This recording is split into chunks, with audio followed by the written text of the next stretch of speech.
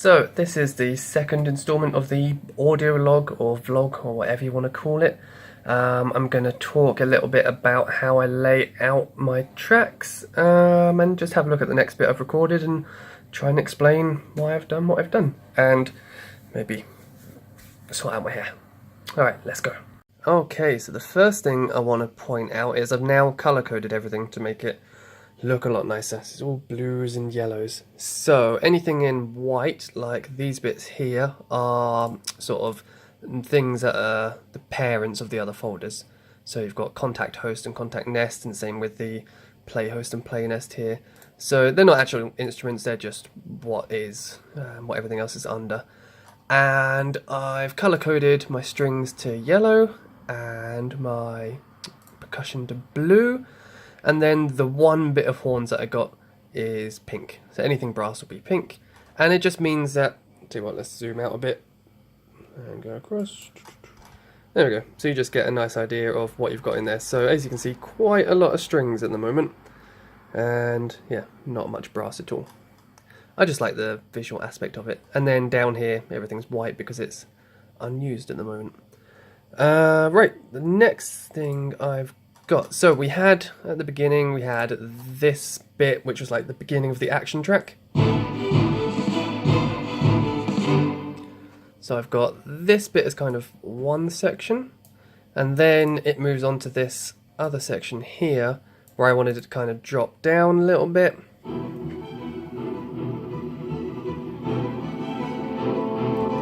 Just to add to the tension, and then this bit is what I've written this evening.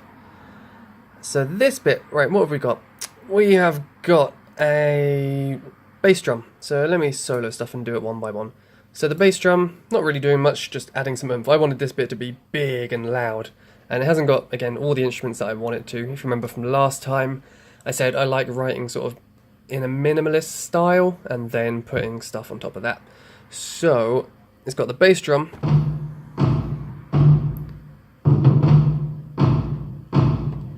Just nice and big and boomy, and that is using, let me bring that over here, it's using East-West Thunder Ensemble, which is pretty cool. I think I do want to get some other libraries. I think that's the one thing I'm lacking at the moment, is sort of really big kind of epic drum sounds, but these will do for now. So that is the bass drum, just to make it sound big. Then what should we have a look at next? We have got okay, we've got the double bass down here. This one,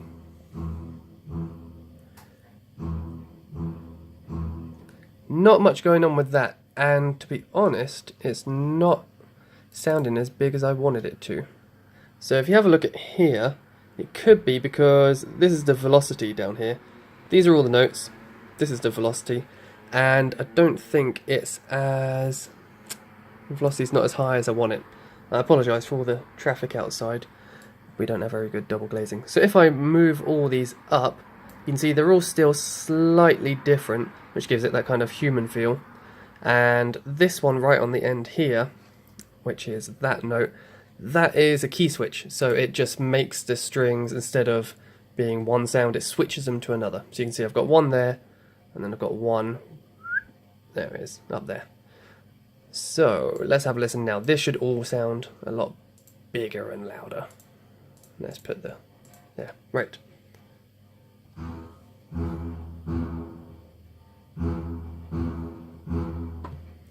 There we go, that's a bit better. So now it's got more oomph to it.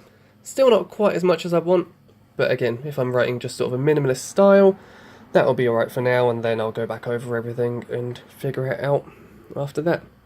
So, what has my mouse gone? There it is. Next, what do we want to do next? We've got the horns. Alright, the horns just kind of sit on top of the bass.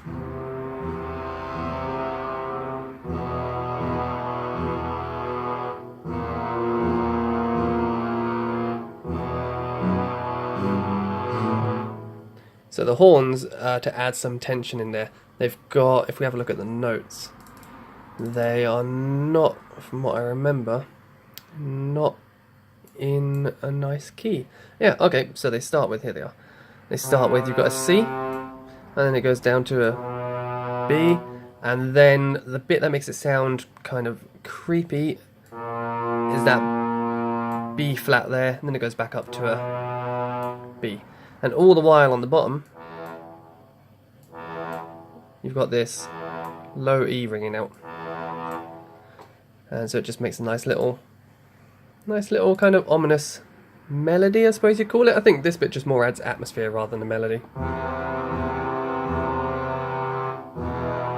And then it will drop down to the B flat. And you get that horrible sound. And then you get the resolve. There we go, so that's the horns. Right. And then after that we've got, what have we got? We've got some violin, violas. Okay, so the one bit I wanted to talk about, if we go over here, let's zoom in a little bit and go across. What I want to talk about is, I've got this piano roll here. So this is, yeah, it's just a piano. And one of the ways I write is, well, one of the things I was told is that you can get an entire orchestra, like the whole range of an orchestra fits onto a full-scale piano. And when I realised that, it kind of made me think about writing in a different way. So one thing I do is I write with a piano first, and you can write the bass and write the melody and get some nice chords and think about the voicing and do it all on the piano. And then you can shift that over to an orchestra, or it doesn't have to be an orchestra, it can be whatever instruments you want, as long as they kind of fit in that range. So here, I've done two things. I've got this melody on top here, which is all highlighted, and then I've got this bit underneath, which is sort of the bass. And the range of this, it could fit onto one instrument, but I've put it across two. And obviously it's on piano, it's on one. So, tell you what, let's have a listen to it on piano, quick. Solo that. On to piano. And where are we going? W. Right, W gets you back to the beginning. Let's have a listen to that, quick.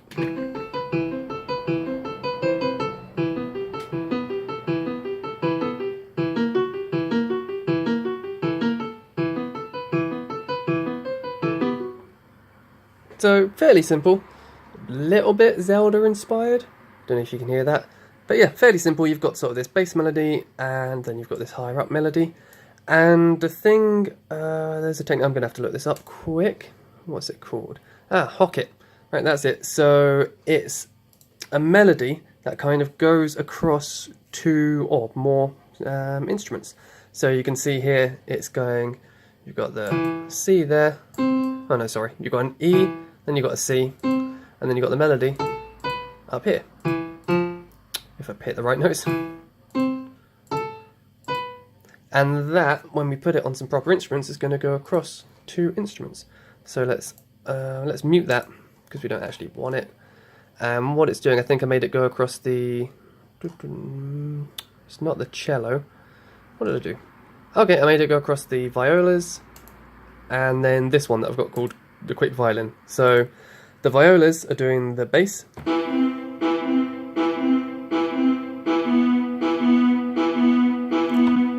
which is cool, and then the violin, or the quick violin,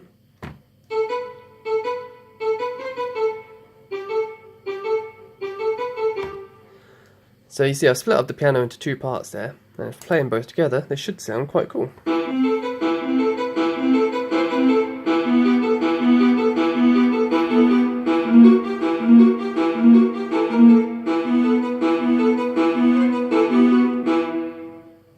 And there we go. Right, and that is pretty much everything I've got for this evening. Right, let's have a listen to it all together. Again, not mixed, still very minimalist. Make sure the piano's muted, yep. And not many instruments, it's just this little cluster that you can see here. Yeah, so let's have a quick listen, and that'll be everything.